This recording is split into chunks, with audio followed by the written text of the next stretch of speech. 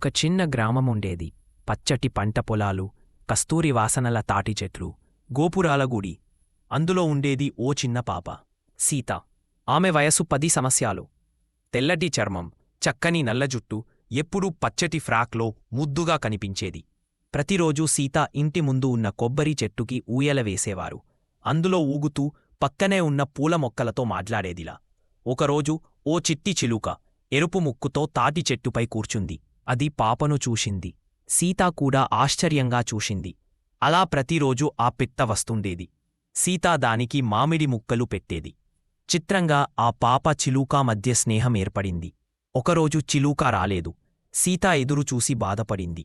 ఆ రాత్రి కూడా నిద్రపోలేదు. మరుసటి రోజు చిలుక వచ్చింది, కాని గాయమయ్యింది. గాయానికి సీత మందు వేసింది. కొన్ని రోజుల్లో చిలుక మళ్లీ బలంగా మారింది. అప్పటినుంచి ఆ పాప చిలుక స్నేహం గ్రామంలో అందరికీ తెలుసు. ఎవరైనా ఆ చిలుక చూసినప్పుడు ఇది సీతాకి స్నేహితురాలు కదా అంటారు.